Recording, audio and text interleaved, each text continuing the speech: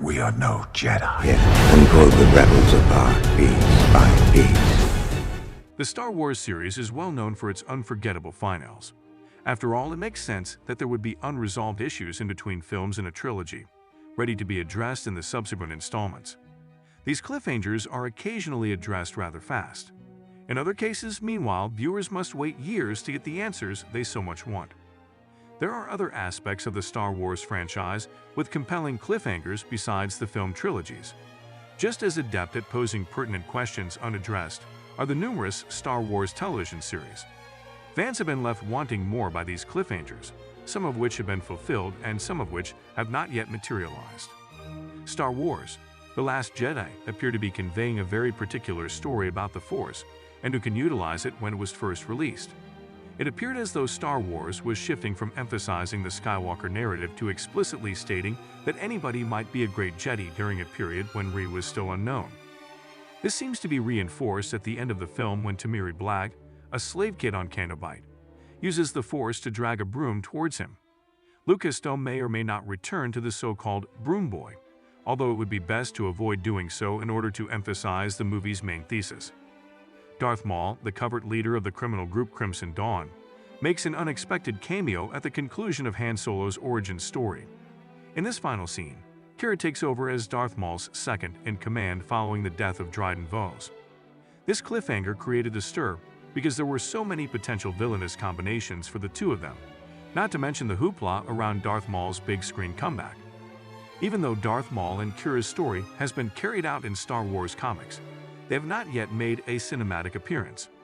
Twilight of the Apprentice is a thrilling season finale in which Darth Maul, Ahsoka Tano, and Ezra Bridger link up to take against Darth Vader and the Empire. A Sith holocron is a potent relic that can only be obtained by channeling the dark side of the Force, and possession of it leads to conflict within the party. That's exactly what Ezra does at the end of the episode.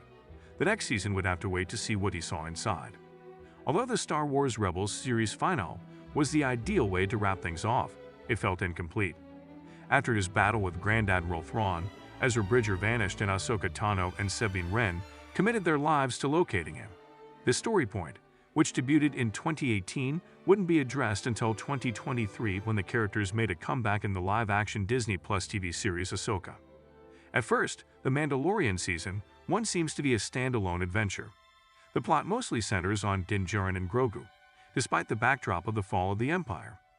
All of this is altered at the conclusion of The Mandalorian Season 1 when Moff Gideon uses the renowned Darksaber to rescue himself from the ruins of a burning ship.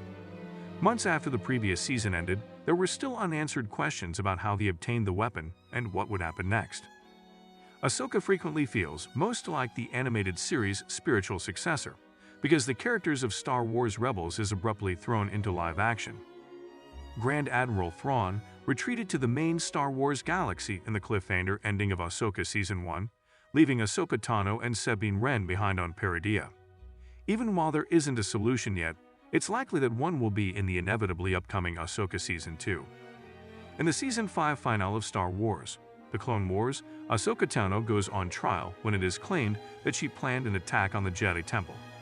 She loses her rank, her Padawan braid, and she might even go to jail. She is offered a position with the Jedi once it is discovered that Barriss Offee set her up, but she finally declines and departs from the Jedi Order. At the conclusion of the season, she departs on a cliffhanger, allowing fans to speculate about her future plans until the next one aired. The Resistance's and Rey's single goal in Star Wars: The Force Awakens is to locate Luke Skywalker. Rey finds him toward the conclusion of the film, but he doesn't say anything until Rey hands Luke his lightsaber at the top of a very real cliff. In Star Wars: The Last Jedi, Luke would resolve this physical cliffhanger to great controversy by taking the lightsaber, tossing it off the cliff, and then turning to go.